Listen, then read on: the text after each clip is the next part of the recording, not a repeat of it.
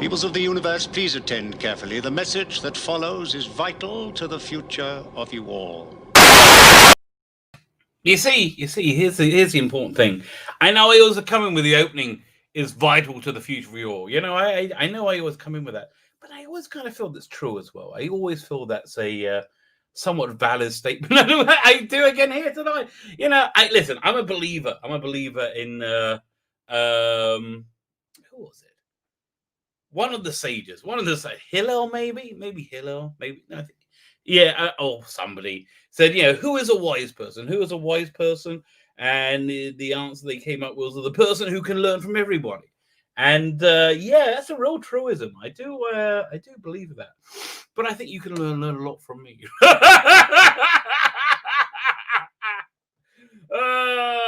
How is everybody? I hope everyone's having a pleasant morning, pleasant afternoon, and pleasant evening. For me, it is evening. For me, it has just gone 7 o'clock. You know, I'm having, you know, the missus hopefully will be warming up my cocoa soon, so I can climb the wooden hill to Bedfordshire. She'll tuck me in nicely. Oh my God! I got up at like the dog woke up at like 4 this morning. Oh, thank God my wife took her out to pee. Thank God, because I just so wasn't up for it. I was like, oh God, please. She took her out to pee. Thank God. Right, they came in and she was like not happy, going back in her crate, and she would just want to get out and play. She's so cute, but no. Okay, so we put on this music to soothe her. This yoga music, or this meditation music, or classical. She likes a bit classical. Does Daisy, our puppy? Refined young lady. Anyway, so basically, I've been up since 4, right? Since I finally got up with her. She started crying again about 5:45. So I took her out again to go and relieve herself. Then I bet I was up by then. So yeah, that was my morning. So yeah, I will probably go to bed pretty much straight after this. L'chaim, everybody.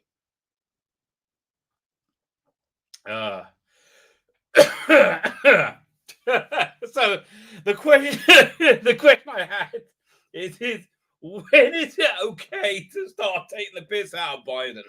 It's like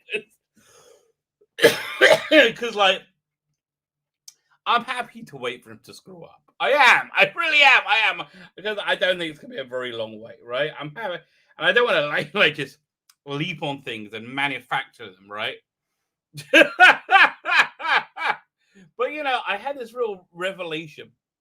I was speaking to Rabbi Berkhofer. It was on my stream a couple of weeks ago, right? Speaking of Rabbi Berkhofer, and he was saying, by Rabbi Berkhofer, he has one of the greatest lines of all time when he was trying to dissuade me from doing something. He says, Svi, you cannot do that. It is one of the forbidden pleasures, like adultery or suicide. It was sage-like advice, I think. Sage-like advice. Anyway, so his thing is that evil can't coexist. Evil will always eat itself and destruct it. Yeah, and so leaving not much left for the good Lord to smite with his powerful hand. Yeah, get a good spanking.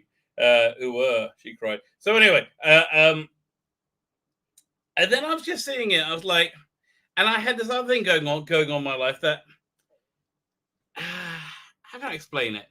I kind of miss Trump. Not like I miss him in power. I miss him being around, right? I miss him being around because, like, he was always very entertaining and very loud for a very long time, right? And it was always like, it's like, whoa, like takes up a lot of your mental space, right? Yeah, it's kind of like boring and empty. You know, it's like that was a big personality. Like just did stuff, right? And I guess kind of miss having him around. But I'm also thinking the people who are very happy if there's not around also are going to get very, very bored very quickly, and bored people do tend to find grievances. So then as I was thinking that, I saw on Twitter, I think trending saying Biden erased women. So have you seen this thing? Biden erased this hashtag. Biden erased women. I mean, and they're going after him. Like the feminists are going after him. Like, oh, it's the battle of the trans lobbyists against the feminists, and it's fascinating. They're going tooth and nail, right? It was. I just hope it goes the distance. Yeah. Just in my head, this is actually happening in Jello in bathing suits. Just to enrage them a little bit further. Anyway. So Biden, one of his executive orders on his first day was to necessitate the any trans woman, because trans women are women, having a penis is not an object to being a woman in America. No object. And actually, you can have quite a big, resplendent dong, right? A big old hairy dong doesn't stop anything. You could be a girly, no problem, because trans women are women, baby. I don't want to go against the rules of the culture that I am subservient to. Anyway, so the big dongs, as I said, not a problem to being a lady anymore. Fine. That means there's no protected space for women who, for whatever reason, and I wouldn't question women because I'm not a woman, right? Women, I think women deserve to be listened to and heard. Obviously, when they say there are some women who are very uncomfortable being in a space with other women, if those other women happen to have peepees, right? If they happen to have the peepees, those women don't like it, and they won't go into those spaces, right? Equally, it means that female sports is dead. Female sports is dead. I mean, and we've seen it. We really have seen it with the trans women who are women. When they compete in sports, those women seem to have a much bigger body mass, muscle mass, don't they? That's weird. How'd that happen? Trans women are women, baby. Trans women are women. So they're going in, and I was like, "This is the first day." I gave it like, I thought it'd be like a month or so. Like, can't be for that. Like, this is the first day, right? How can I explain it?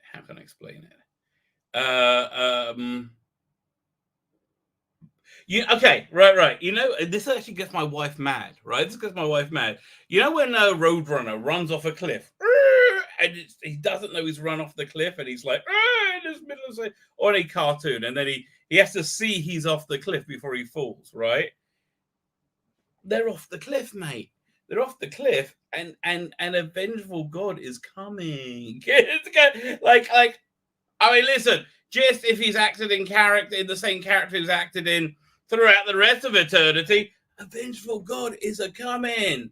The last time this went down, right? The last time this went down, I'm not even joking. It's a generation of the flood that was so evil they warranted the flood, and they all to be destroyed. So the flood was brought about because of new types of wedding contracts. Men, maybe not to women, maybe to who knows, donkeys. You name it, I guess, like that. Whatever. I don't know the details, but it was so when that happened, I thought, this is gonna be bad news, man. This is gonna be bad news. Now, don't get me wrong. I don't begrudge anybody any rights at all. Listen, I think it'd be very hypocritical of Western civilization to give straight couples any different rights to gay couples, right? That'll be and listen, I don't think the good Lord does like he's so on board with the love that dare not speak its name, right? I don't think the good Lord is so on board for that. But either way, it's none of my business, right? It's none of my business. But so yeah, it does. So I think that I think the codification of that What's the thing that's going to trigger the apocalypse? I think it's really coming. Isn't if I'm wrong, we all get to breathe a sigh of relief. It'll look, if nothing's gone down in a couple of months, I think we can because I thought, listen, when nothing happened yesterday, I was like, well, that's good news. Okay. It's like, maybe it's all going to be okay. Maybe it's all going to be okay. No, I think a better wrathful and vengeful God is a coming. And I would make your peace with yourselves. Not that you're gonna die, and make your peace with whatever kind of deity you have, right? I would do that if I was you. And again, I'm saying you're gonna die, but I'm saying if you do that, whatever comes, is much more like, for me, this is okay, right? This is all okay because I believe in God, and I believe this is all like God's. Well, for me, I see it's God's very obvious hand. I'm like, I don't know how anybody doesn't see it. I'm like, oh, whoa, this is clearly messed up. Yeah, someone shaking the snow globe. Yeah, listen, I just think everything's going to end, man. It's all going to end. Yeah, okay. I want to get your head around how much I think things are going to change, right? I think Twitter's going down, and I think that's going to be an early casualty. I think I think social media's going away. I'll be sad to see YouTube go, to be honest with you, but I think they're going to be. I think Twitter's going down. I think I don't know. I think maybe the interconnectivity in YouTube, and it's a really kind of like an honest one. I feel may grant it clemency in the good Lord's eyes. I mean, really, that's all I'm hoping for. That's what I'm praying for, because I think I can live with everything. But I like that. I like being able to connect with you, right? I like being able to broadcast. I like being able to talk about. I like being able to talk about shit. I talk about shit anyway, right? So we got a lot of shit to talk about. I've taken one thing off this schedule, though. I'm not going to talk about the Screen Rant article talking about Star Trek Discovery. I made a video on that for tomorrow. That's good. That's good. That's like a voyage into insanity. That's so crazy. Oh my God. They're arguing that Star Trek Discovery Season 3 is the best yet. And I'm like, no. I mean, don't get me wrong. It's not as bad as Season 2. But that's like saying somebody putting a finger up your ass isn't as bad as somebody putting a fist up your ass. Granted, a fist up your ass sounds horrible. I'm not really, I mean, maybe we're talking a small Filipino child, okay? Money changes hands. We all keep our mouth shut. But Stephen, that reason, not really into it. Not really into the fist up the ass. Neither am I up for the finger at the ass either. Quite frankly, both do not sound appealing. Just one sounds a lot worse. A lot worse. I have a stunning admission I'm going to make to you now. I quite like The Expanse. But I don't love it. There's a lot of things I like more than Expanse. And it's granted, best thing on TV. I mean, listen, not there's got any stiff competition, has it? Really well done. Like all the characters, like the world building. By the way, I started talking about Babylon 5 last week, but the world that's what really built Babylon 5 was this incredible, very textured world they built. It was really impressive. They were going to do a video game, like an open platform, one of the first open platform video games in that space, right? And it got cancelled. I was gutted. I was absolutely gutted because I loved that. I mean, like I'll give you a quick breakdown. It is very like political breakdown. You had the humans who were us. We're humans. Although they did have a whole like political assassination plot, and a usurping of power, right? You had all that going down. So you had the humans who were like just relatively new into space. You had the Centauri who are like the Russians or the British. They were like very like kind of big noblemen. They had these like funky hair dudes, but they were very, very vicious. They're very vicious imperialists. You had the Nan regime, who were like these toad boys. One played this Greek actor, I can't remember his name. Freaking awesome! He also played the one-armed man in the Fugitive movie with Harrison Ford. Freaking awesome! Just a performance that burnt off the screen. Jakar was his character. So yeah, that was a Nan regime. They used to be a slave race to the Centauri, and they threw them off. Right, they threw them off. So a little bit antagonistic to them, right? And you had the Minbari, or like these very, very alien aliens. They got this like big bone going over their head. They're like super alien aliens, and they got a very interesting caste system that they but they got because of a mistaken first contact. Earth and Minbar were at this massive war, right? And they were going to destroy Earth. And Earth was getting its ass kicked, like totally getting its ass kicked. And it got down to the thing called the Battle of the Line. And there was really good prose to it as well. Like again, the Michael O'Hare, he had this whole speech that every there was a sky was like 1,000,000 scars. Each one of them was a ship exploding. One of ours, you know. It was like, so it was this desperate battle where they were beaten and humanity was about to be pulverized. Right? He passes out. Next thing you know, he wakes up. And they, for some reason, have surrendered, right? So so you have, and then you got these thing called Vorlons that's nobody ever seen. They're in this massive like encounter suits, right? So you only get one, and they're from this ancient race. And then there's this other race called the Shadows, who are like equally ancient, who are coming in from the side.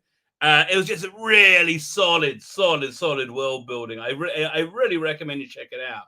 You know, it's a world that I really miss. You know, it was a really good, and it's a shame actually because they really muffed it up. It could have. They tried to do a couple of sequels. Neither of them really worked. And I would have watched any of them. I enjoyed that world. Maybe Big Finish should bring them back on audio. That'd be awesome. Big Finish, by the way, Big Finish. They've brokered me. I've realized they've brokered me. The Wicked Sisters, they just finished today, right? And they announced there's a new. I'll put it up on the screen. There's a new Colin Baker miniseries coming out. Just put it up. And normally I'll be like, yeah, because I was a subscriber to the main range, which legitimately has been awful for a long time. I got it because I'm like a completist, right? But like, so this, yeah, there's news. This new series is announced, and I'm like, I think I'm done. You know, Wicked Sisters, I think broke me. I'm not really into this format, and I think that you're putting out so much stuff now. You're making yourself disposable, right? Plus, you know, you got a bit woke a lot of late, so I don't trust you as much as I used to. Listen, if it's got Nick Briggs' name on it, I'll trust you, right? I do trust him. Even I, again, massively disagree with him on basically every important thing in life. I just think he's a very talented guy, and I think he's a very genuine guy. See, that's why I want there to be a functioning left wing. You know, which we should be able to get along with each other. Yeah, I remember the speech yesterday. Was it? It was like, yeah, we don't always have to fight. I'm like, dude, you were the one screaming for the last 4 years. What the hell? Where were you 4 years ago? We could have like lived together and been happy. No, you wanted us dead. That's pretty clear. I hope. And here's the thing: if they don't suppress that bloodlust, that's what's going to kill them. That's what's going to take them down more than anything else. Anyway, so they got this new miniseries coming out, and I'm just not. Yeah, I'll read it to you. I'll see what you think. He's back and better than ever. Mark Bonnar returns. Now that's the big sell for me for the set, because Mark Bonnar is freaking awesome, right? Absolutely awesome. Returns to the 11. The 11 is a fantastic villain. I think one of the all-time Big Finish greats. And Big Finish have had a few great villains. They've had a lot of good villains now. Think about it. I like they had Morbius once for the season finale of an 8th Doctor one. Yeah, they've had a lot of very good villains, but this was an excellent one. I have to say, the 11. If you don't know who he is, he's a Time Lord who all his lives are awake at the same time, right? So he's basically got schizophrenia. I mean, he's in charge, and they're all mad and evil all of his lives, right? Apart from one. So pitted against Conan Baker's 6 Doctors, so a brand new box set, Doctor Who audio drama from Big Finish. So yeah, here's the problem. I thought the 7th Doctor was the one who took him in, right? You know, and that was a real disappointing. That should have been this, right? That should have been this. It was a 2-disc release, and it just wasn't good enough. And it just really, it was far too light, right? It wasn't good enough. And it had like this animosity with old Ace against the Doctor. By the way, did you see the video yet for the new Blu-ray release? You got Sylvester McCoy back in costume as Doctor Who. Looked very weird. What happened to the Doctor? It's a weird choice to release now. I'm going to talk about it with Dan when he gets it. It's a weird choice to release season 24. In that it's shit. And I love Sylvester McCoy, but it's shit. It's utter. Oh, come on. Okay, let's go through it. You got Time Narani. Yeah. I mean, like, you had a good couple of special effects there, but oh god, it's cringe. I think you watch when you season 24 is just pure cringe. When you watch it, you go, oh god, I can't remember this, but oh man, it was that bad. Here's what it was.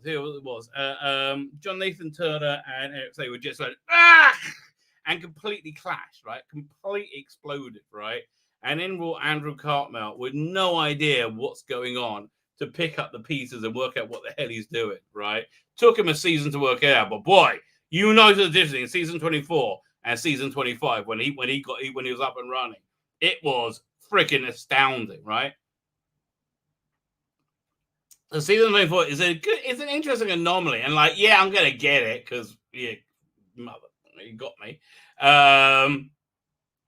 But yeah, like I watched Delta and the Bannerman a month or so ago, and Noel's channel, and it was awful. It was awful. I forgot how bad it was, right? And I was telling myself, no, there's bits in it I like. Yeah, I mean, God, they could have put new CGI effects in that on Delta and the Bannerman. It's so freaking bad.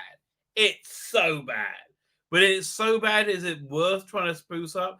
And the other thing is, it's just like, it's a 3-parter with like a good half an epo's worth of padding as they drive around slowly through the countryside.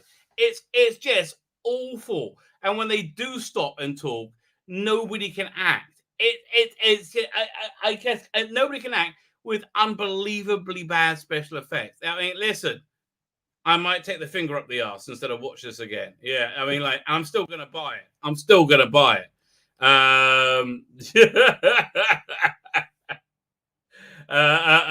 that? I think my guest is Dan Hadley. Let me invite him on.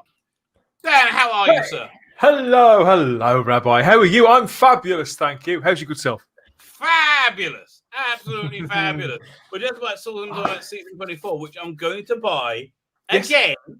I'm going to buy it again, and it's crap. It's utter crap. It's awful. It's like there's nothing about it that isn't pure 100% cringe. Can you think of a story that you don't cringe? I mean, you cringe least in Dragonfire. I'm rewatching season 24 at the moment. Where are you up to? I had on part 1 of Paradise Towers last night, and it's been the first. I know. Now, on one hand, episode 1 is the least offensive episode of that particular story. There's very little Richard Briers in it, and there's almost Rabbi, a sense of intrigue. See, what they should have done, Andrew Cartmel said this on one of the extras, if they shot it on location and changed two acting choices, casting choices. They got rid of Richard Briers and Pex. Yeah. You get a strong man in for Pex, and you get like a real actor, not a man costume. Yeah, like even Nicholas Parsons was better than him, right? And even Nicholas Parsons was better. I think that Richard Briers, the choices that Richard made, dear Richard, obviously he's no longer with us, bless his heart. the choices that he made across the board were wrong, double wrong. You heard of the good life. This was the bad life, the very, very bad life, Richard. He got to do what he wanted. Okay, he had a good time. They did try telling him, look, please don't play it like that. And he went and completely ignored them. Every time they went and spoke to him about it, I think it was J&T was watching from the gallery, because as you know, J&T watched everything like a hawk on location or in the studio. But he would still pass things through the director, through Nick Mallet in that instance. And Nicholas Mallet was a very softly spoken man. And obviously he was in awe of Richard Briers. And he tried to suggest, but he just apparently looked straight through him. And he, what we've said before about Michelle Yeoh on Star Trek Discovery. Same thing. Yes. Yeah. Oh my God, you've got to see this article. I put out a video on it today. I recorded it today. Excuse me. Screen Rant had an article on why Star Trek Discovery season 3 was the bestest ever. Oh, really? Screen Rant is that? Oh God! I couldn't read the whole thing, and this was a video. I wasn't even doing it live. I couldn't force it through myself. It was that. I was like, I just started skimming after no. You just like that she's trans, okay? That's all you like. Like, you guys are crazy. Yeah. That's difficult. I mean, do they mean the best season of Star Trek Discovery, or just the best? Star Trek Discovery is the bestest ever. I mean, listen, it's the bestest. A low bar. It's a low bar. Is that thing still trending? That Biden erased women? Oh, no, still there. Blimey. What? I'd hate to think what's going on there now. I mean, it would appear the last time I checked, they're sort of fencing off the Capitol. There's armed guards everywhere. Didn't they like climb down from that when nothing happened? Or are they still fenced up? I don't know. Listen. But I'm surprised he hasn't gotten on to Jack Dorsey yet. Tell the twat Dorsey guy. I'm trending badly. Tell him to stop it. No trendy, right? And he'd be like, Jack Dawson's like, yeah, no, I can't do that. I say, excuse me. It does make you wonder. They're gonna go for each other right now. They're not such a great alliance. The whole thing of Biden erased women, the feminists are up in arms.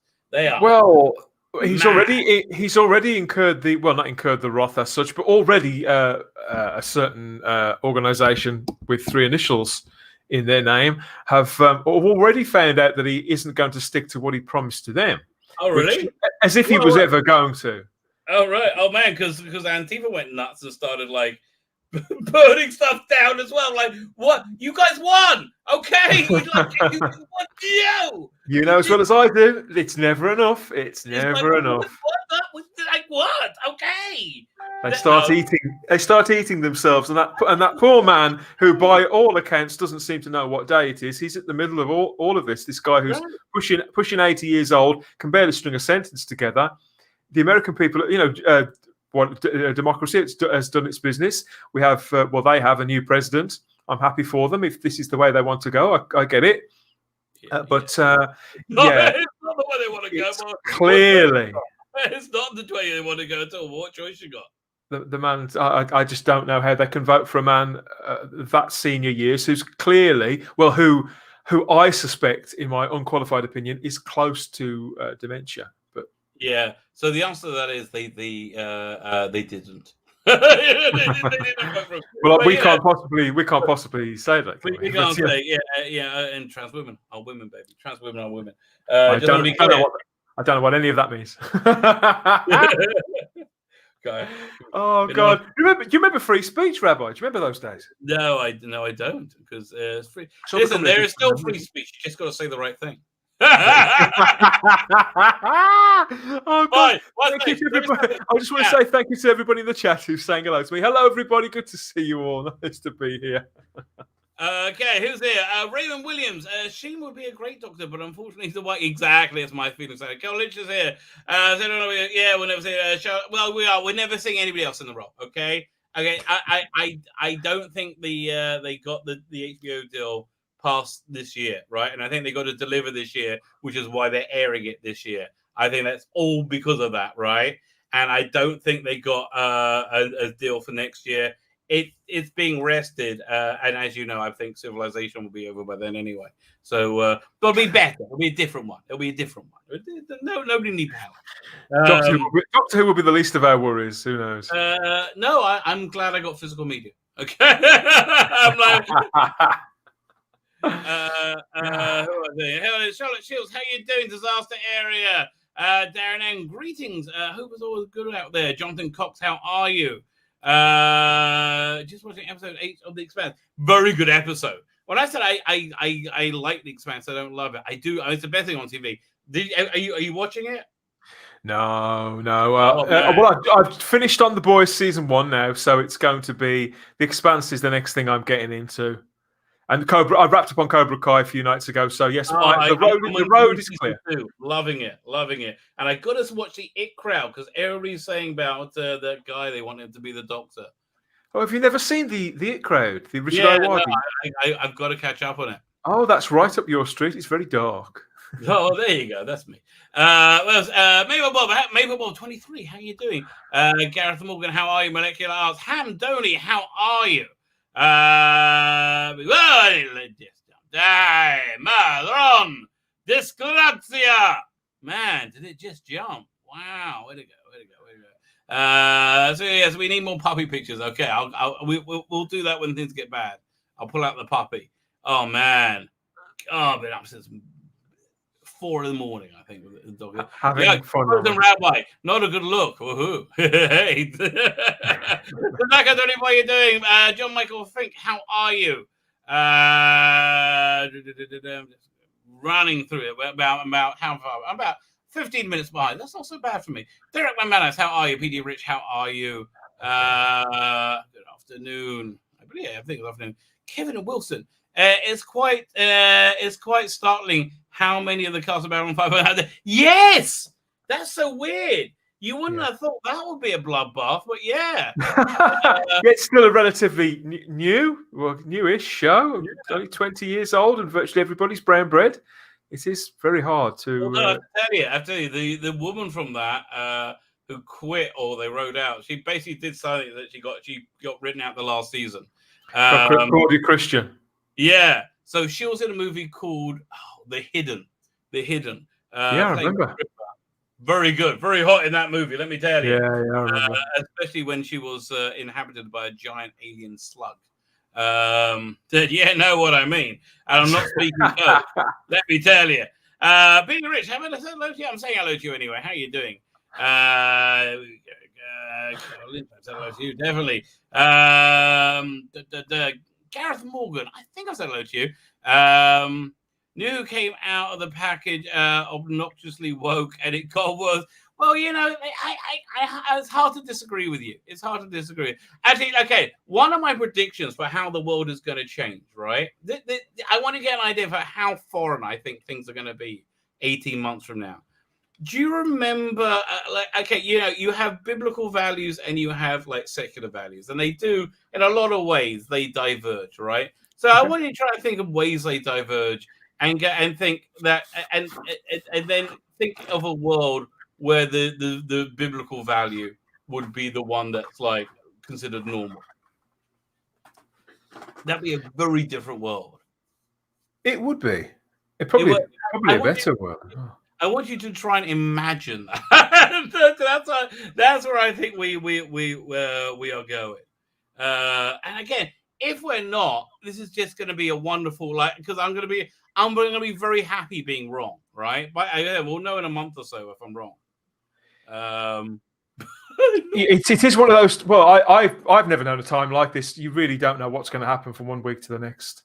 I mean, I guess it was like this during the 60s, right? I get the feeling during like the Cuban Missile Crisis, 6-Day War, like it was kind of like Cuban Missile Crisis. You could have legitimately all died right there, you know. Yeah. And I didn't even get that feeling in the 80s. I mean, they already talked about the Cold War. I didn't think it was ever really going to kick off. Well, there was always this sense of sort of foreboding, from what I remember. And yeah, I mean, it was all over the news, and they were telling us that we were closer and closer and closer for 3 or 4 years. Yeah, But there was really something were. about it. We Reality, no, really I still felt protected. That bubble never really shattered. You never started to see the cracks even, but you've definitely seen the cracks now. No, the bubble's totally cracked here. This is crazy, mate. I mean, like that whole. Listen, the inauguration yesterday was just crazy. I haven't seen any of it. Nobody there. It was like deserted, and like it was just weird. Yeah, Lady Gaga, like something out of a dystopian sci-fi, at the Hunger Games or something like that. This looks like, again, Lady Gaga. It looked like this is the prequel to the Hunger Games. What was she doing there? That's exactly what it looked like. So what was Lady Gaga doing there? I think she sang in the national. I can't remember. They had a few people sing. I can't remember who else they. She's hanging out. And I know what they apparently. The woman who inaugurated Kamala Harris said her name wrong, which is like a impeachable offense. So like, that's racism apparently. Not going well. It's just I don't know. It was weird. It was just a bit weird, right? And again, I'm just missing Trump not being leader, just missing him in my life, right? Because he was so loud, right? You could say that again. There's few people on the earth that are louder than Donald Trump. Right, I suspect he won't be gone forever, despite their best efforts to not just remove him have him vote him out of office. I should say, not just that, but Donald Trump's been around for a long time. He's been a cultural figure for a very, very long time. So if he does vanish, then there'll be something. I don't know. I suppose he's 74, 75 himself. I can't believe that he's just going to vanish into thin air. I think he'll find a platform somewhere, somehow. They say what thing's coming back? Parler's coming back in a week or so. I'll believe that when I see it. Yeah. Really? Yeah. Yeah, I mean, like, they got it. I mean, building a server can't take that long.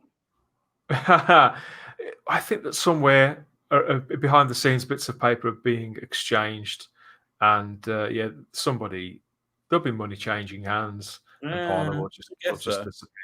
I guess. I did because I've been told about all these alternative social media platforms and places recently. Yeah, but I'm not interested. There's so many of them. I don't know. There is a lot of them. Gab. I mean, I don't blip blop. I don't even bloody know. Okay, like I don't even like doing Twitter. Leave me alone with that. Like that's why I kind of like Parler, because I felt like Twitter was going to die out. We're all going to move to Parler, right? And I didn't even look at Facebook that much. That sounded okay to me. Yeah, Parler.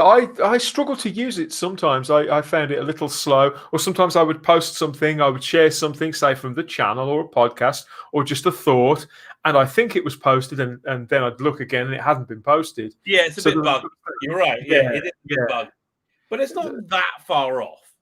No, it was in the right direction. I mean, and having an open forum where you could talk to people was nice. It was nice, and I went on. I've got a friend on Facebook who is a writer. He works on the official. I've got to be careful. He works on official Star Trek licensed publications, shall I say? Right. So I'm a friend with this guy on Facebook. I know him a little bit. There's more than you think. Well, I don't know. Really. There's so I know this guy, know a little bit, and he was talking about Parler, and he was saying, Parler's been shut down. Brilliant day for democracy. A brilliant day for anybody who's for nice people and people who are on the right side of history.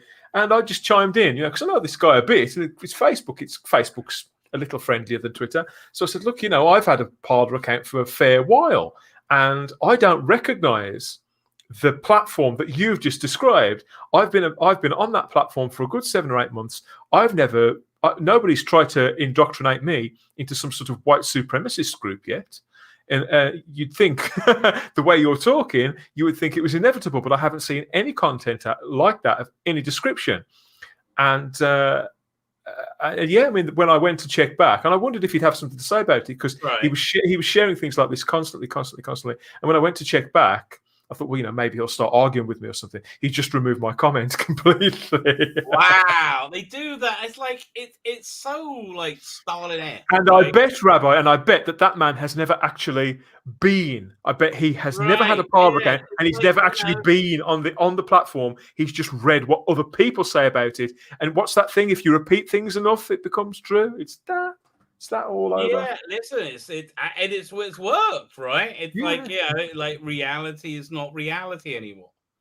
Again, this whole like Biden erase women thing. I guess the big like that basically means any religious woman can't go to a gym anymore, right? They're all like religious gyms where only women went, or they had female hours, right? So like that's gone. That's illegal now. Extraordinary. It's so absolutely weird. Extraordinary. And the crime, well, we'll see where it goes, won't we? Like female sports, it's over. It is. I mean, you see what happened when you have trans women compete with more. They destroy the competition. I don't know why. Look, trans women are women. They just when they take part Spartan Port, they do tend to have a very a much higher body muscle mass, don't they? There is a distinct advantage in being a trans woman in a women's sporting arena. I would so be go trans if I was a golfer. Why golf? Basically, you get wear pants anyway. You just wear girly pants, right? And it's basically the same thing. And you do get an advantage because you can hit harder. 100%. There you go. That's the recipe for success. If you're listening out there, you're thinking about, you've been thinking about going down the GPs, that may swing it for you. Swing it. Hey. Yeah, exactly. I wish I had the answers. I wish I had the answers, mate. But again, listen, I don't really think the disasters are going to happen yet. I give it a month or so before like the Chinese are storming the beaches of Taiwan, right? Which is going to happen. They're getting antsy, aren't they? I don't blame. I mean, listen, they can do what they want now. Well, we're one day in. We're 24 hours into the future. This is the future. Listen, again, I'm intrigued to know where we go. I do. I really think this is. You're going to see the wrath. Listen, it's just every other time this has happened in history, you've seen the wrath of God. And like, I don't want to be a Bible thumper, but it has. And I'm like, okay, this might be smiting area. When we're at a place where a significant proportion, I don't think it's the majority, but where a significant proportion of the populace of the world, of the Western world, I should say, actually, the Western world are on the verge of voluntarily giving up their freedom of speech. I know people who are happy, who've said, look, I don't think we really need freedom of speech anyway. Well, listen, they're normally very, very left-wing people. Passively did it too. I mean, here's the thing. Social media is already in charge of us, right? They've already grown out of control. It is. To be honest, social media, the blame for a lot of it can be put down to social media, particularly the phenomena of virtue signaling, where people curate an online life, an avatar for themselves, which isn't really the real them. The person who always says the right thing, who does the right thing, who believes the right thing unequivocally, unwaveringly. None of us are really like that ever. But the majority of people are playing that game. And I resist doing that whenever I can. But there've been times where I've probably even been guilty of that myself. I do try not to be that way. I try to be myself in every possible way. But the way in which it's become increasingly difficult for a person to be themselves in every way is in expressing what we feel, what we believe, our own unique experience, and sharing our take. And in my view, I mean, aside from the basic requirement of sustenance, of food and water and shelter or whatever, that's the very next important thing in the human condition. Yeah, the ability to express. Absolutely. To express oneself. And yeah. that's my thought for the day. Yeah, no, I think What are we looking at? What are we looking at on screen? What are we looking at on screen, by the way, Rabbi? Oh well, it's a new Big Finish series. I don't think I'm biting. It's the first time ever. It says the sixth Doctor, the 11. Yeah.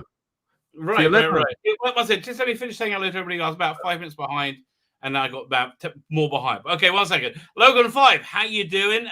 David Harain. How are I'm saying your name right? Harain. Hey, how you doing? Shalom. Salam alaikum, I should say. I'll just jump in. Rebecca Gold, how you doing? Ian. Thank you so much, man. Okay, I'm old. Okay, it takes me a minute to work out who I'm talking about. Iron Vlogger, how you doing? Supreme Chancellor, how are you? To blame me. Okay, I have no idea what that means, but okay. I think we're up to date. If I miss anybody, say hello to me. I'm up to date. Fine. So yeah, this is the sixth Doctor. I'll read the headline again. Evil at the 11th hour. He's back and badder than ever. Mark Bono returns as the 11, pitted against Colin Baker's Sixth Doctor in a brand new box set of Doctor Who audio drama from Big Finish. Never mind him. Who's she? Whoa! I think that's Miranda Raison. I think she's. I doesn't like Miranda Raison to me, but she looks very, very. Miranda pretty. Raison never looks the same to me in two different pictures. I think it's a group of people. Maybe I like Mark Bonner a lot. I think he's great. Good. Very. Have you heard him as the 11? I haven't heard doing yet. It's one of the best Big Finish villains they've ever done.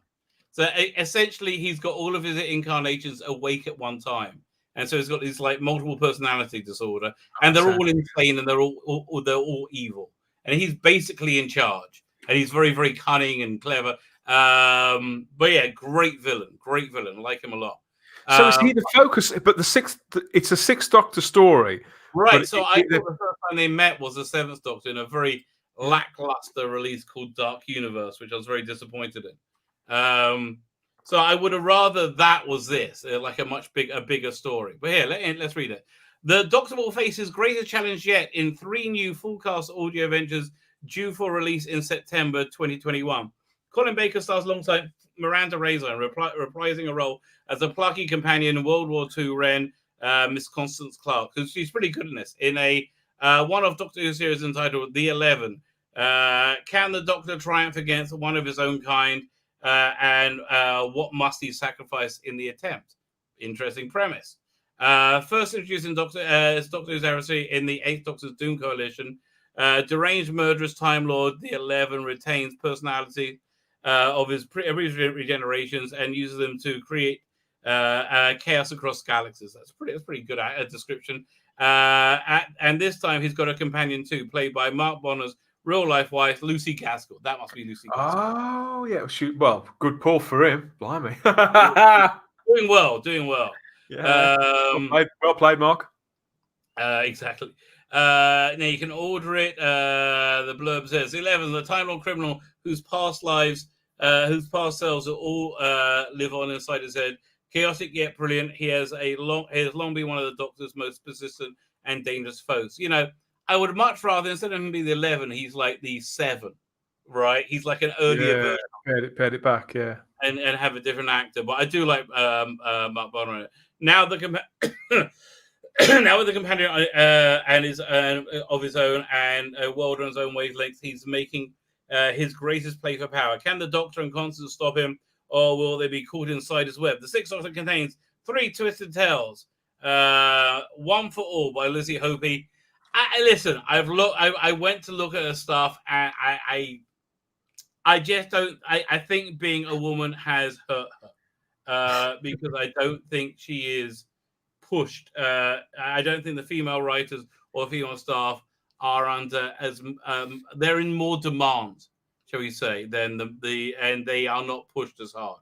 Do you think they're not? Do you think their work won't be going through the same rigorous script editing procedure? Yeah, exactly. That's exactly what I think. And I'm sorry to say it, but yeah, listen. I mean, they had put out this press release that how they're hiring all female producers. I listen to a lot of Big Finish, but you listen to virtually everything. If you've been able to join these dots, and that's your judgment, I believe everything you say. Yeah, I mean, so look, that's the first thing that put me off. The second thing that put me off, I just listened to this other thing in the same format called Wicked Sisters, which was like 3 1-hour stories in one, and it was it just didn't work. It didn't work. It was too. It was not in the. It wasn't the format. I couldn't imagine it being a Fifth Doctor story, and he really wasn't the star of it. He was a minor. He was a supporting character within it, and he had his like theme tune, but the episodes were an hour long. So and he was like had Leela with him, but it was an older Leela. All of which was interesting, but it just didn't gel together. They're trying out things like they're using lockdown to try out all these different things and various characters they've got. I believe that at Big Finish, they're aware that the mothership is kind of going down, that the TV show, there's every chance. They're programming for this year. I mean, this year is very high concept.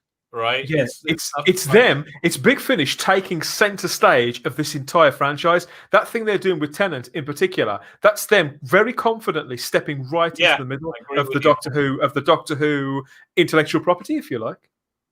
Yeah, no, I do agree with you. I'm just trying to pull up the. Have you seen the trailer yet for what's it called again? What's that thing? A trailer just dropped before I came online to speak to you, but I can't remember what it was for. Oh, that's for season 24. No, the trailer. No, for a Big Finish thing. For a Big Finish. No, you know what? Let's just go to their Twitter. It had got Nick Briggs doing a voiceover, and it was in somebody's office. Yeah, because it was the one where they recast Sarah Jane with his daughter with Revenge of the Cybermen. Yeah, they've put that out. That was the one. Yeah. Oh, fine. So here, let me go. We should just go to their Twitter. That's where they have everything. Oh, did you see that press release with the big ear roll as well, where they were boasting about the 3 women that they've taken on? Exactly. And they're probably great. You know, I like the things that Emily Cook's done for lockdown, by all means. Yeah, listen, I can, but I mean, there's no need to be a diversity hire, right? There's no need for it. You can see they were deliberately kind of saying, you know, look, 3 women, please don't. They were absolutely saying that. Tom's face. So, have you seen this? No. Like I said, I know it had dropped, but I haven't had a good look. Fine, let me turn the sounds on. Start from beginning. Listen, it's really well done. I'll stop it so we can. They get better and better, these things. In 1974, co-creator of the Cybermen, Jerry Davis, wrote a 4-part Doctor Who story for Tom Baker's first series in the title role. Entitled Return of the Cybermen, it was significantly altered by the producer and script editor, reaching our TV screens in 1975 as Revenge of the Cybermen.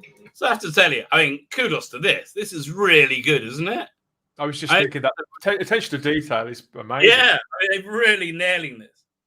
But now, dramatized for the first time, Big Finish presents Return of the Cybermen by Jerry Davis, as the Doctor, Sarah and Harry return to Space Station Nerva to find something sinister waiting for them. Back on good old Space Station Nerva. So what we have to do now is find the TARDIS. But still here. What? Yeah, so like that Harry's not. That's okay. Yeah, I get it. I think there's. I mean, it's only the first line I've heard, but I can see the spirit of Harry in that. Have they done this place up? It does look a little different, doesn't it? 3 of them. Where the heck did 3 people just appear from? What the devil do they want? That's academic, surely, Commander.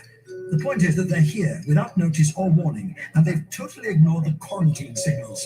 They'll have to pay the penalty. Well, of course I know. I was there. Doctor! Sarah, are you all right? In the corner there, I saw What? a giant caterpillar with red flashing eyes. It moved. It seemed to be looking at me. Where's my 500-year... So, what do you think of Sarah? My first impression is that I sound more like Liz Sladen than she does. Sorry, Sadie. I think she's a lovely woman, and I get it. But yeah, you're right. You're right. Good. I'm glad you were here to say it with me. Yeah, done. You keep a diary? Well, I live a fascinating life. I should publish. The reviews would be sensational. Ah. Hey, look, Doctor. Ahoy there. There's some fellow up there. Hello there. I am a doctor. These are my assistants. Doctor? Yes. We've returned to Nova to collect some medical specimens. That doesn't explain why you ignored our quarantine signals. Quarantine? You've risked catching the plague. Plague? Well, this day just gets better and better. His nerves. I can actually see all the nerves in his face. Black, swollen, and branching like trees. His eyes are open. Can he see us? Can't seem to get any reaction. I've seen this before. I know. Yeah, this ties in very closely to Moonbase. the Tom Baker sounds bang on the money, though, doesn't he? Oh, well, listen, you get Tom Baker, baby. That's that figure. Sometimes he sounds every day of his 87 years, but lately, I don't know if they're doing some extra work on his voice. No, it depends. It depends what roles he's playing. The only good thing about Stranded, I think, the first one was Tom Baker being in it, and he played the curator, who he played older. He sounded like noticeably different than his Doctor voice. Oh, really? And it's interesting, the Nest Cottage thing. I think the stuff he did before. I bought those. Those sounded they sounded different. It was like that was like a weird 1980s version of they brought him back after a few years after resting the show or something. It was a funny setup, that was. Right, anyway, let's finish this. I have but where? Couldn't you get away? Leave Nova? No. That I would not permit. How could I? We serve a vital function here, a warning beacon for the asteroid belt.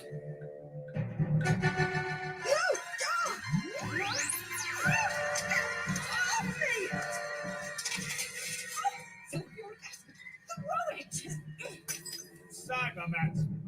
Did I say that? Cybermen, of course. That's what they are. One attacked her. Kilman, I can't help but notice you're pointing your gun at me. I don't want to seem presumptuous, but I was expecting a round of applause. Your explanation is very ingenious, Doctor. Do you reckon they got the same actor? It's possible. I think they have returned somebody to it, but I can't remember who it was. It looks like the same actor to me. Yeah. Right, this whole thing about doing the what's it called again? What's his name? Who played Kellerman? The guy. Yeah, Kellerman. I think it is the same guy. Yeah, I think so. I think it is. But I love the set. Also, this is the what they call it again? The storyboard, right? Yeah. It's really working. Beautifully done. It's a really clever one. Now perhaps you'll tell us where you've hidden the rest of these little monsters. Me? Doctor, I'm thinking. Sarah's dangerously ill. Don't you care? Harry, of course I care, but we must do something now. We must find the antidote. Antidote? There is no antidote. Do you suppose we would have stood by and watched the crew die off if there had been an antidote to this? But there must be an antidote. They are far too logical to have created a plague virus without an effective antidote. Who are they? The Cybermen, of course. Stay where you are. Yes. Yeah, no, I'm down for this. I think it sounds bloody great. I gotta be honest. Yeah, I got it on pre-order. I am totally up for this. We're in, Nick. We're in. I'm blurry. Oh God, I do apologise, everybody. I'm a bit blurry this evening. I must. Yeah, she cried. I'm. Oh yes, there we are. That's a little better, isn't it? Oh, they're thinking, no, turn it the other way. Turn it back down. Turn it back. I think you are surviving. Fine. Let me look at the thumbnail because we had a bunch of stuff I needed to talk about. So this is why I make the thumbnail. So first. So you remember what you wanted to talk about? Yes, it really is. It's out. Here we go. We got Michael Sheen is probably not talking. Do I need to? I put a video out about this. I need to reread the article from the was it the People? No, the Express. Essentially, the bookmakers have him at the number 4 odds, right? Of first is who is it? That bloke, Chris Marshall again. Chris Marshall, that bloke, and Kiera, whatever her name is, Keira Knightley. Really not a suitor split bear at all. She's like super female, super black. So like, look, I know that. Oh God! Look, I don't get that at all. I haven't seen her act very often, and she's a striking-looking woman, and I'm sure she's lovely. But I see, listen, no reason. Grace Jones as James Bond. It's not going in the 80s rather than the bad guy. Sarah, Sarah, starry-eyed girl, Sarah Graham, lovely Sarah, my little sister Sarah. She is a massive advocate of Michael Sheen as the Doctor, and we all know he'd be incredible. He would pretty much walk the part, and to be honest, he could take it in so many directions as well. Yeah, he could. He's got such a range on him. To be honest, though, and this may make me sound like a contrarian here. To be honest, though, because I know that he'd find the part a cakewalk, I'm very disinterested in the prospect of him taking the role. The role. I mean, I would much more interested in going somebody that's interesting, like Matt Smith. Matt Smith's casting, I was like, well, that's interesting. Like Capaldi as well. I was like, well, that's interesting. I'd like to say I wasn't that interested in Capaldi either, but I knew it was in safe hands. I knew that it was. Well, with I know somebody. he was a great actor. I just felt it took him a season before he hit his stride. Like when he came in at the beginning of his second season on the tank. That was I love that. I love the sunglasses. I loved him being the bad boy who loved being the Doctor. Right, and he wasn't like your cuddly uncle. He was your dangerous uncle that your parents didn't want you to talk to. So if Sheen took the role, you see, because he is, I suspect Michael Sheen's around 52, 53. He's older than Tennant, isn't he? Yeah. So I get the impression that people would expect him to play it in a very avuncular kind of way, and I don't find that remotely interesting. I'd much rather have him be like an action hero. Yeah. To take somebody who is of that. I think he would turn it down because I think he would need lots of running around. Right? I think he would turn it down. Yeah, because I think I mean, I don't know. I mean, they only did Good Omens like a few years ago. But he doesn't seem like he's in Good Omens shape now, right? From seeing staged. No, he's putting a little bit of timber to say. And to be honest, he looked the part in Good Omens and he played it beautifully. But again, I found actually both him and David Tennant, I thought their casting was so obvious, and both of them found the parts a cakewalk. I was kind of bored by it. I felt like I'd seen both of them give those performances before, and I never want to feel that way about watching the Doctor ever. Right. Yeah, exactly. Like, I would love off the wall casting, like Joseph Gilgan. Something crazy like that. I'd love to see something. Love that actor. He'd be electric, and you don't know where he would take it. I mean, potentially, you said quite rightly that Michael Sheen is one of those actors, and he can go off in all kinds of different directions. And yet, the older that he gets, the safer I feel his choices would be. Yeah, I do agree with you. So we also have what's her name, Pada. I don't even know her name. I had to look up my story about it so I could find out. No, actually, here's what I had to do. I had to look up Sex, Lies, and Videotape because I couldn't remember. I looked up The Blacklist, and they didn't. And IMDb just came up with the things that wasn't it. So then I looked up. I couldn't remember James Spader's name, so I looked up Sex, Lies, and Videotape because I knew he starred in The Blacklist. So I found James Spader. From James Spader, I went to Blacklist. From Blacklist, I went to season 1. And I picked on random episodes because I knew she was in about 80% of them. And I saw her name and said, that's the one. So that's the girl. So she's been rumored to have been cast as a Doctor. She could be the 14th Doctor. I doubt there's a 14th Doctor. She could be another one of the missing Doctors. This is a rumor from Noel. Is Channel's coming back up soon? If you haven't subbed him, go and sub to him, please. I should put your channel in the chat. Yes, please do. Noel and the TARDIS his channel needs all the support it can get. The man's been the target of some absolutely great things this week. And crazy stuff. Noel would be the first to admit that he's not perfect, but he does not deserve any of this. It's nothing short of harassment. Completely unfair. Get behind Noel.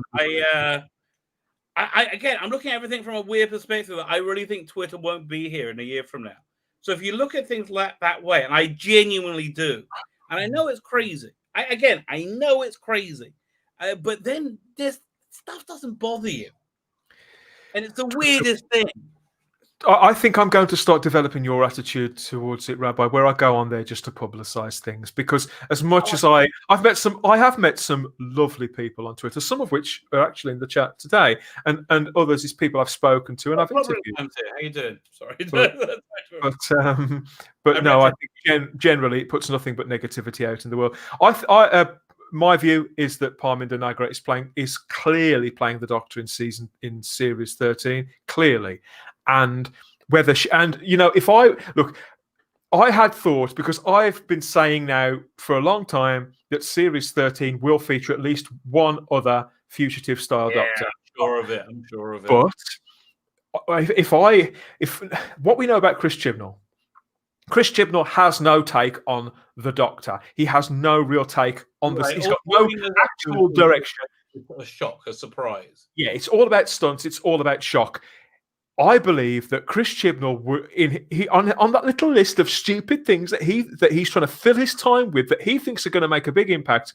One of them, even Russell T Davies couldn't manage it. He come close. Even Russell T Davies couldn't manage to pull off the surprise regeneration.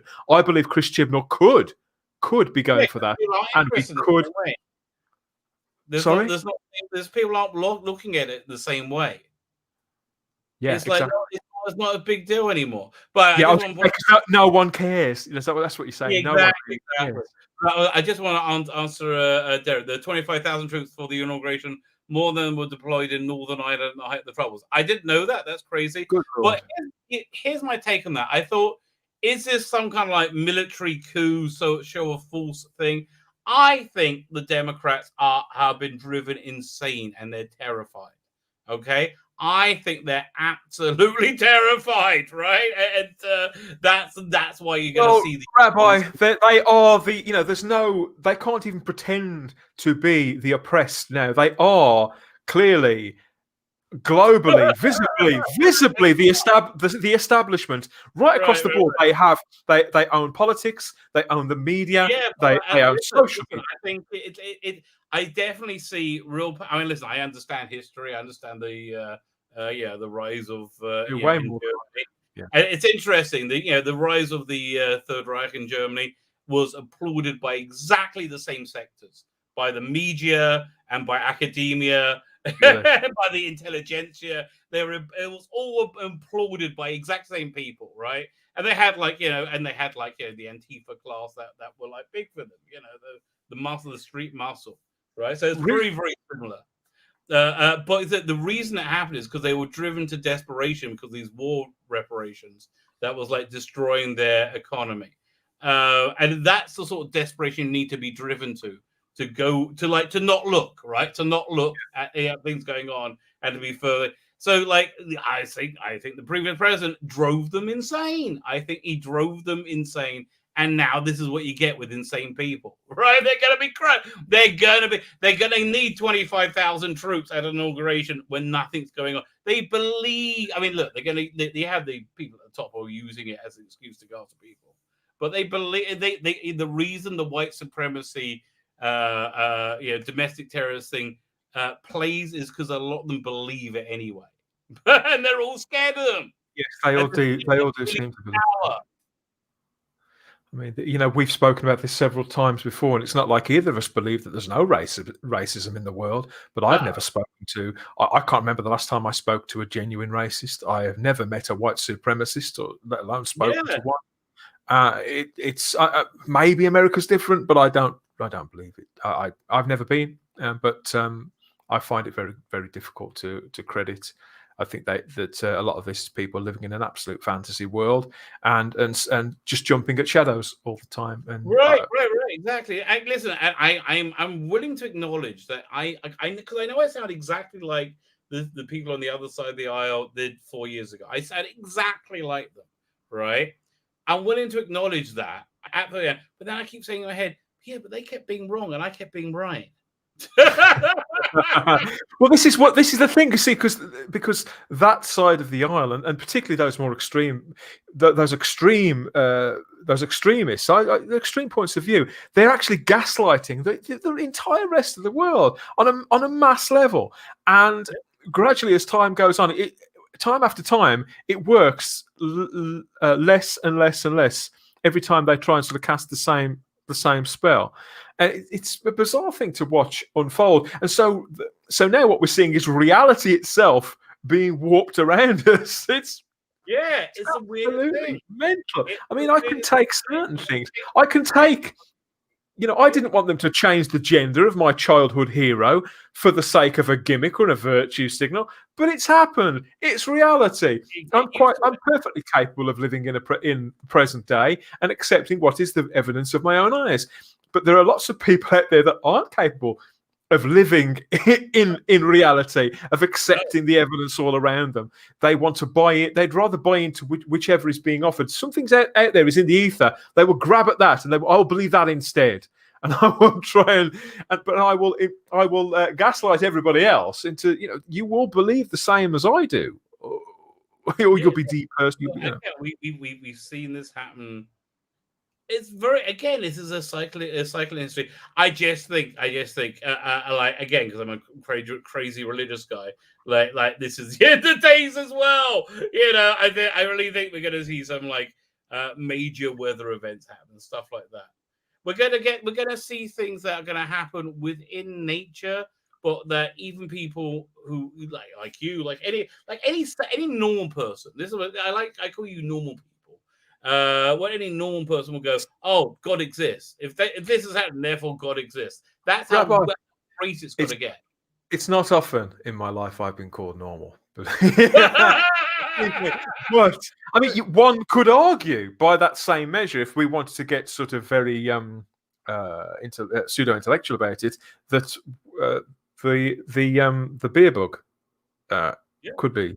With this, it's a plague of locusts. It's a whatever you want to call it. I said at the time, this is biblical. We're all huddling in our homes and covering our faces. This sounds like a verse from your side. This was like crazy time. I couldn't believe the world survived that. Sort of. It did for a while. I mean, I can't believe the times we're living in. I certainly haven't got any answers at all, and obviously, I won't say I'm not scared by it all, but I'm worried. I'm worried that the life that we had is behind us. No, it is. Yeah, get used to that. And listen, hopefully, the civilization will keep running to the extent we can get the season 24 Blu-ray, which is how much. That's how much of a fan I am. Because season 24 is legitimately awful. I mean, again, it is. So, listen. I love it too. I love Chris McCoy too. Yes, it's legitimately awful. There's no story in there where you don't cringe with embarrassment. Even Dragonfire has the weird cliffhanger at end of part 1, where he jumps down there for no reason.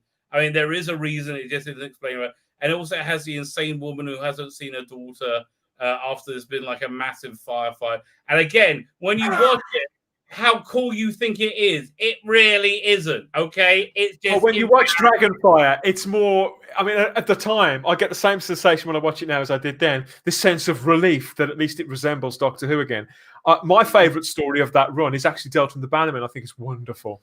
But I know. I couldn't believe how bad it was. But I know it's largely terrible. Don't get me wrong, but I just love it to bits. Okay, episode one, you can legitimately have hope. I wish they would redo special effects for it because they could really use it. Right, episode 1. Episode 2 is just like the baby is embarrassing. The weird relationship between Delta and Bill it's all embarrassing.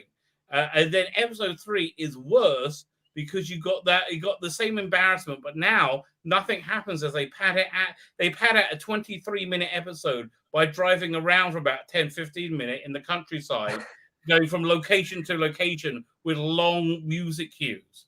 Well, Rabbi, it's very pretty though. It's a very pretty bicycle, motorbike. I mean, it's not. However, in the interviews about the making of they did on the video on the trailer for this, the only person who doesn't now look like has been beaten to death with the time brush, the time stick, is the woman who played Ray. Yes. She looks beautiful, doesn't she?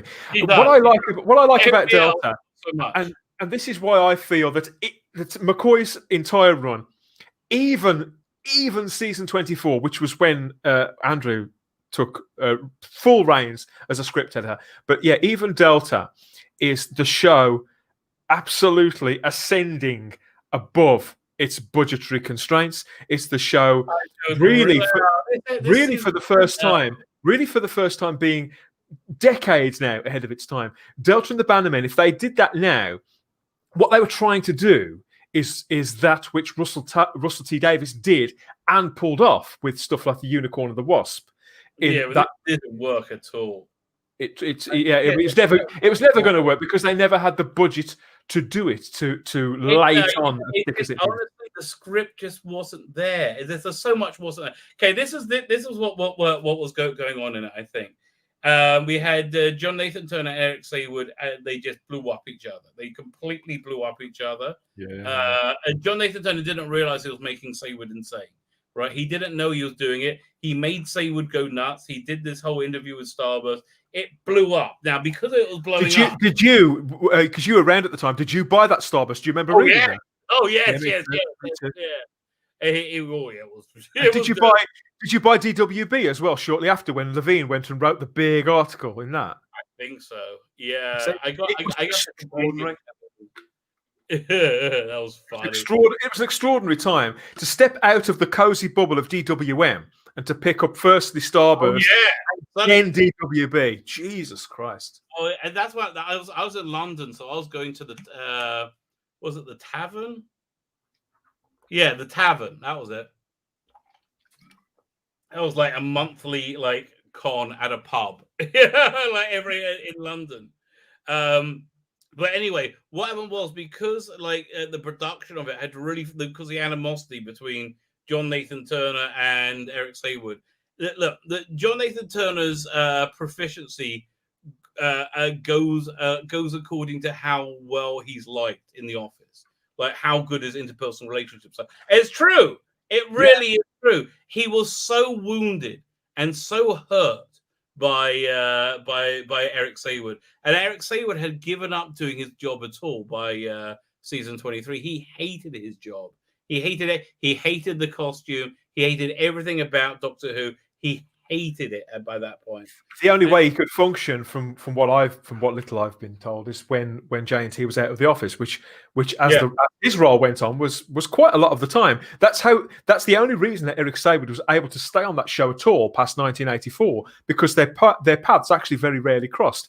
J&T spent a lot of time at conventions and on recce's for things like the Robert Holmes story in the aborted season 23 and on Two Doctors.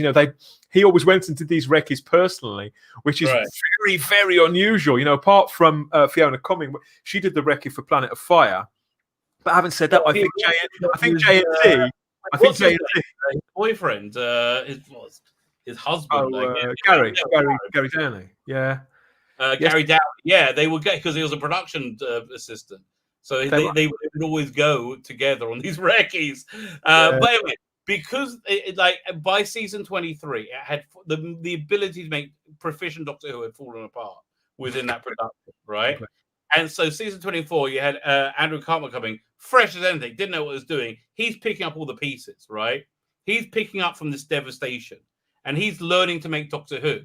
And this sort of season 24, I mean, they put out something, I would say, slightly better than season 23. There's more direction to it. Things are tighter, but he's still working out, and you see these massive errors.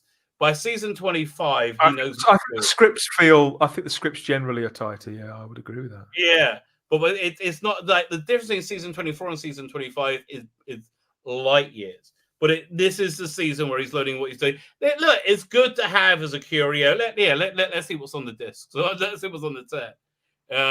It's the least impressive set to date, though. I think it's the least discs.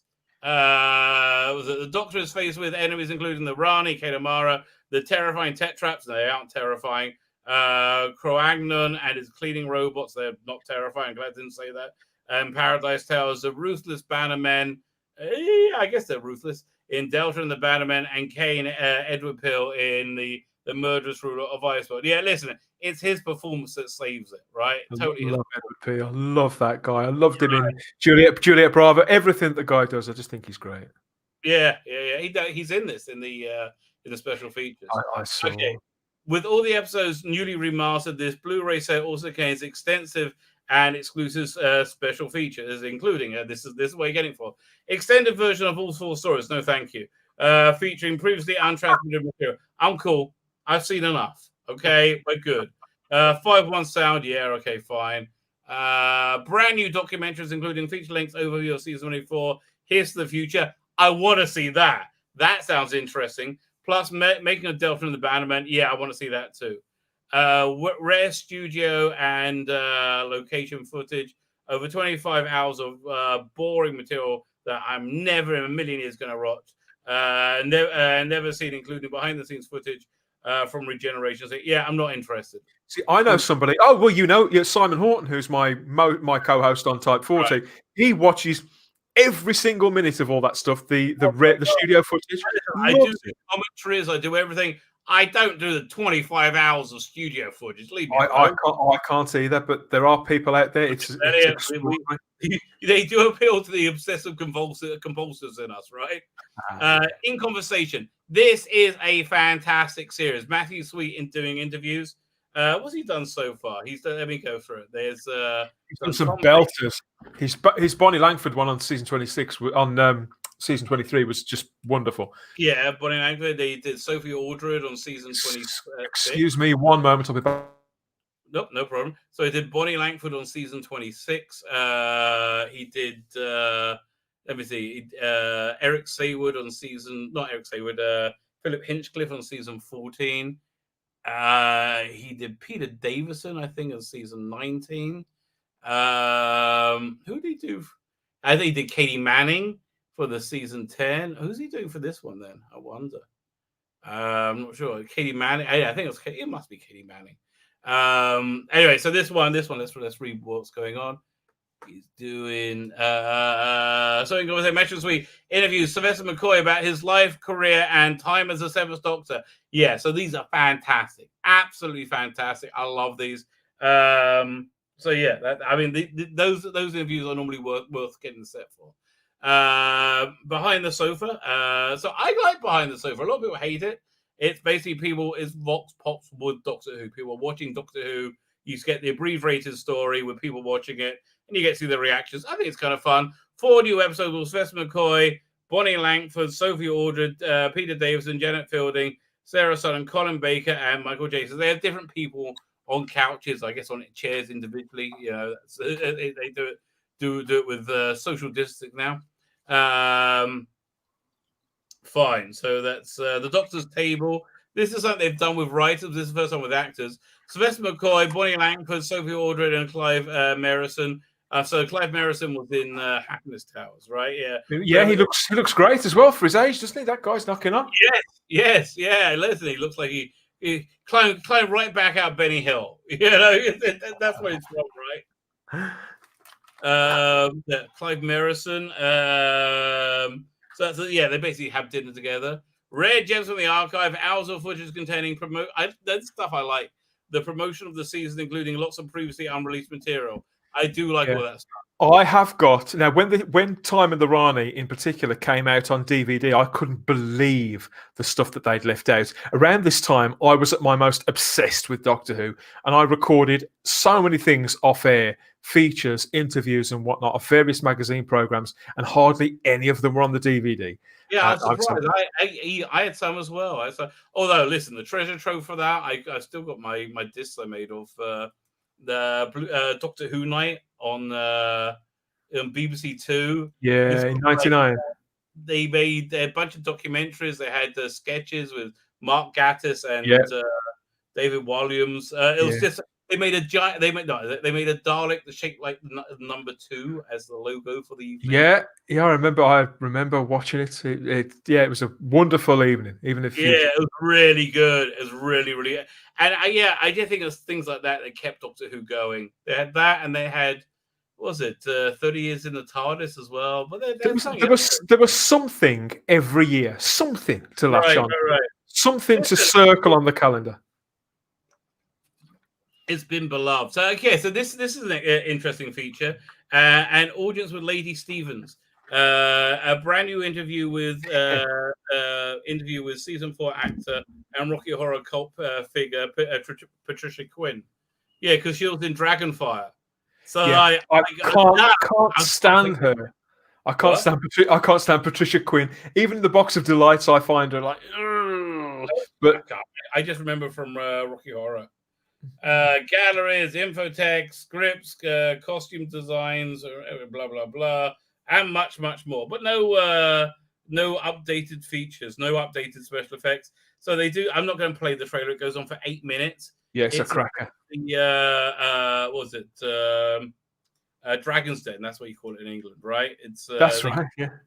They call it something different in America. I stopped watching it when Mark Cuban, when they start going anti-Trump, when they were going crazy, I'm like, I just even can't. On Dragon's Den. No, I haven't. I've never really watched it, but I watched the thing with Barney and Serve. I thought it was great. I mean, I like what's the American version called? Can't remember. I prefer the American version. That's honestly, that's the only TV I miss from the no TV. Is I miss Gordon Ramsay, and I miss I liked him shouting at people. It was always fun. And the Hell's Kitchen. Yeah, I like the one with the hotels as well. That was really wild. I think I've seen. Oh yes, I have seen that. Yeah, Motel Hell. Kitchen Nightmares or something like that. Okay, Kitchen Nightmares. There's another. Yeah, Kitchen, but he does this other one called 24 Hours, where he's basically there for 24 hours. He refurbishes it, makes them stay up 24 hours, and they refit the kitchen and redo the. Oh, that sounds good. Yeah, it's fun. So I like those shows, and I miss Survivor. Both of which, I mean, I can understand why you can't do a restaurant show during lockdown, but Survivor, what the hell? Just go and quarantine 2 weeks. You're on a desert island. How hard could it bloody be? Yeah, and they're away. Oh yeah, I hadn't thought of that. We don't get that over here now. I don't think Survivor. Well, no one's getting it right now. Okay, fine. Let's go back to the fine. So we did that. We've done. Michael Sheen is probably not Doctor. So the Express had a story in it where they basically just quoted the bookie odds that he was the 4th favorite. Who cares? Season 24. Yeah, I'm buying it. It's crap anyway. But I'm buying it. Return of the Cybermen. Done that. We got the new Sarah Jane. Yeah, please don't do more. Not good. I don't know. They're doing some with Sadie Miller as Sarah Jane with Tim Trelaw's Doctor, aren't they? Oh, that's not good news. Next thing I want to talk about Time Fracture. Let's find this. Yeah, I couldn't work out what that was supposed to be. It was another interactive game of some sort. I think that's not going to happen because it is an interactive experience, right? So one of the many things that's not going to happen. It was a very flashy promo film. They've no doubt spent a lot of time and money developing it, but these things, they always disappear without a trace. They've always got names like that. So you get whichever the one that came out last year, you get it mixed up with the one that was out the year before, the Wheel of Time or whatever it was. They're all the same. You forget them. As soon as the next one comes out, you forget it. Sounds like they've really put a lot of heart into it. Sadly, they put a lot of chode in it as well, I think. Yeah, these take so long to develop.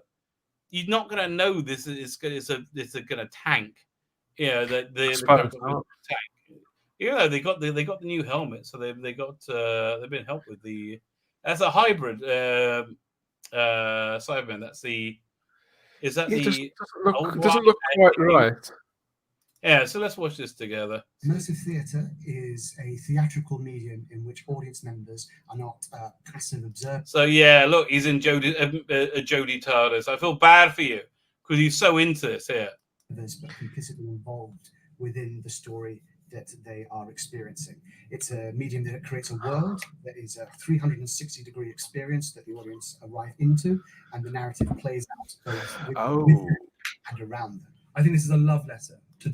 So it looks kind of cool. It's more like a game.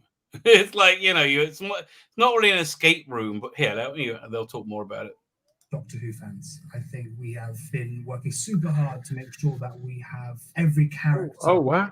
Easter eggs that you would want to experience and more within our show. Much like the TARDIS, the space that we're inhabiting is bigger on the inside. What we've managed to do is create 17 different worlds within the venue, which audience members can, if they really try hard, can see them all in one sitting. It would be difficult, but it can be done. You can open a door and it will lead to somewhere. You can move a tapestry, it may lead to somewhere. You can open a book, there will be Easter eggs within. So it's a full. Oh, I see what they're doing. This is the secret cinema thing, just without the cinema aspect, isn't it? Exactly. Yeah. I mean, it sounds fun. But again, good luck to them. Yeah. But sitting in the Jodie control room, you're like, I think that by giving it the silly name and by trying to make it sound like something it probably isn't, they're shooting themselves in the foot here. This could be something just as simple as the next version of something like the Doctor Who experience. Really, that's what it is. People aren't interested in anything like half of the things that they're talking about, and this gaming aspect to it, and to take part, to become a character. People want to go and look at pretty things, be within touching distance of stuff off the telly. They want to have somewhere they can sit down and eat a Scotch egg, and then somewhere they can go and buy something, and then somewhere to go and buy something nice. It really is that simple. And I don't know. I just think that they're trying to think to next level with all this sort of stuff, and they should never have closed down the. You lost me on Scotch egg. Okay, I'm still there. But 20 seconds ago. Let's have a look. That you can engage with.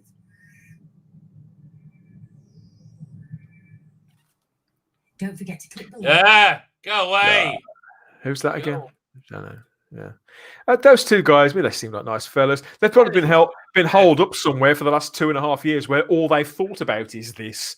In which case, gentlemen, well done. But honestly, I wouldn't go and visit this if it was half a mile away. I don't think. I don't know. Maybe I'm being unkind. It feels part of like a like a wider exhibit, like a theme park. Yeah, but going there just for that, got it wrong. They've got it all wrong. Whatever happened to that?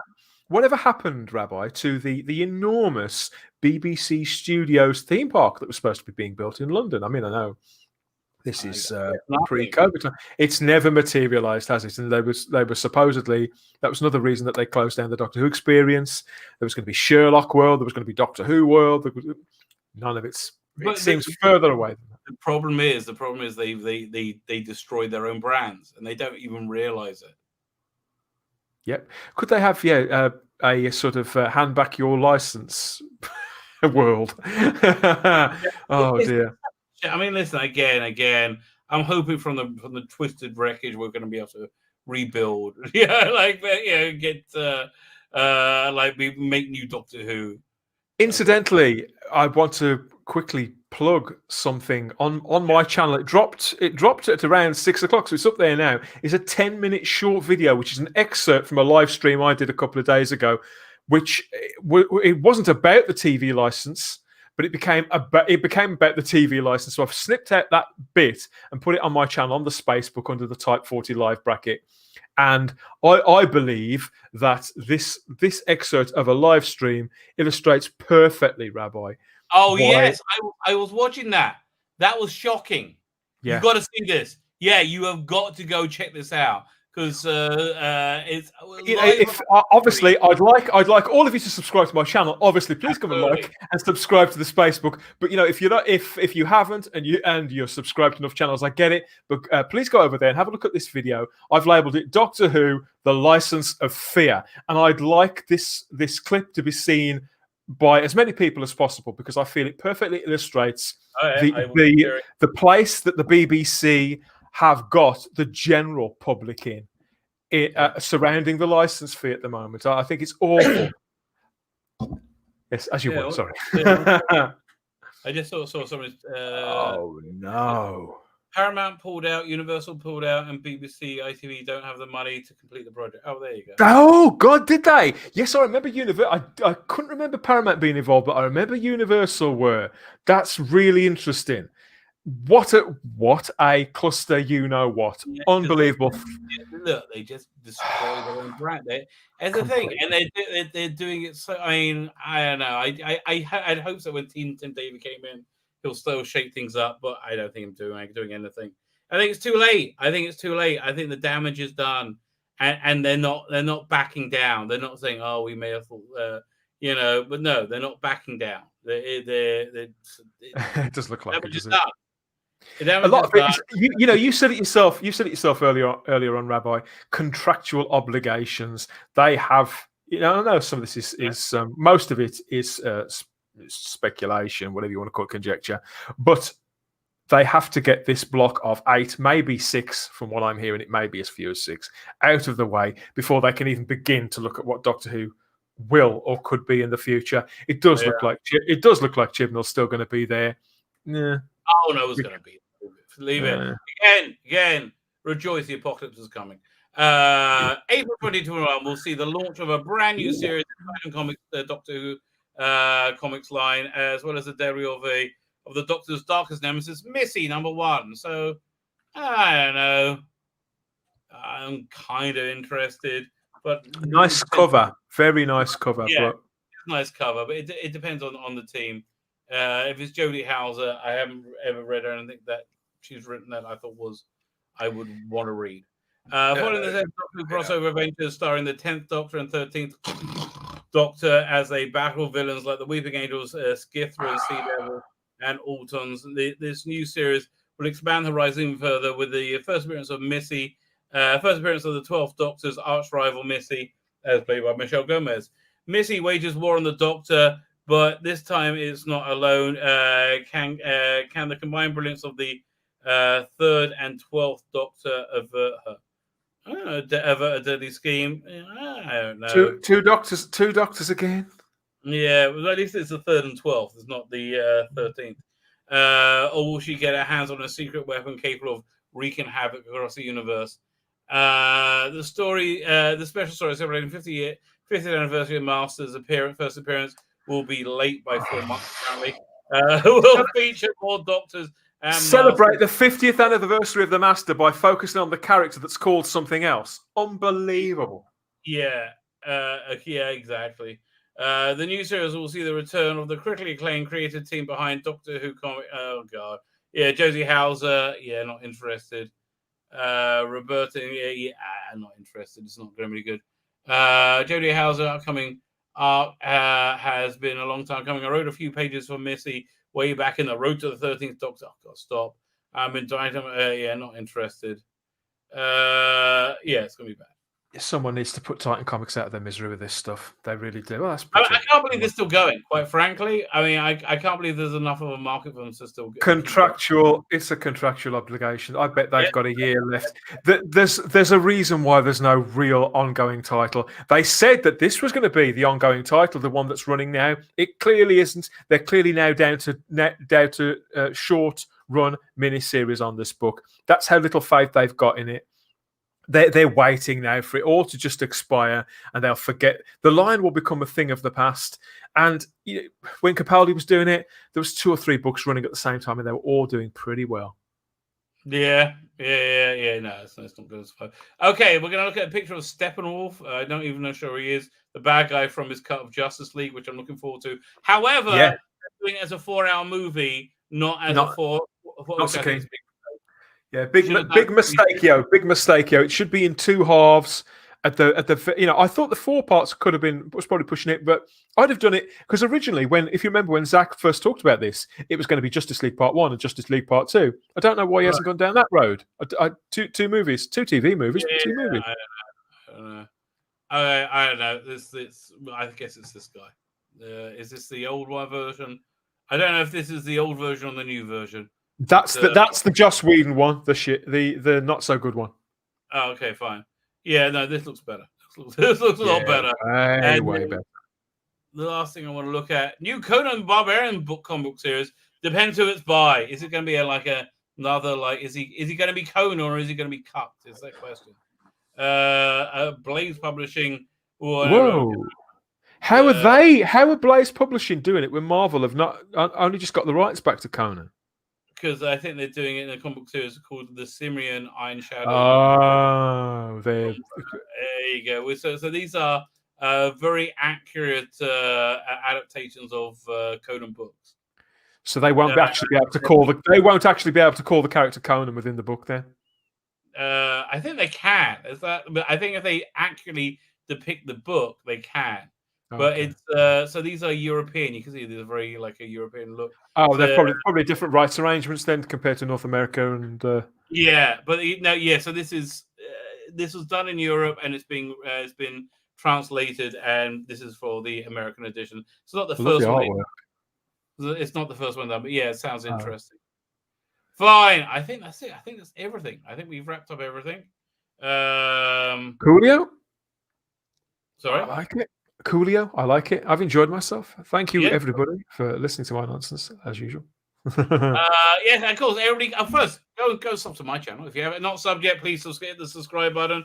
Don't forget our competition this week. This week is Terminator. Good prize, Terminator special edition. What's on this special edition? I'll tell you. It's got a remastered with 5.1 sound. Terminator retrospective, other voices, documentary, deleted scenes, foreign trailer, alternate trailer, teaser trailer, TV spots, streams, cameras, artwork, and stills. That's going to be worth it. Production photos, Stan Winston photos, visual effects photos, publicity materials, original treatment script stills. Oh, that sounds interesting. Original treatment script, 1983 fourth draft, final shooting script. Okay, I like all of that. All right, so all you got to do to win that, all you got to do to win this is subscribe to the channel. That's the first thing. Not even asking for a hand job. Just subscribe to the channel. Subscribe to the channel, and in the comments leave the hashtag HunterKiller. And of course, do not forget. Where is this thing? Do not forget my Indiegogo. Doink, there you go. I'm nearly at to launching it. I got to get problem being do the trailer for me. And I got to get my wife to find the shipping cost. But I found a way of doing local shipping for both the UK and the US. That's going to be nice. Fine. I think with that, I will bid adieu to the world. Night all. Adieu. I'm going to hit the end broadcast button, but I'm hitting it again. Here it goes.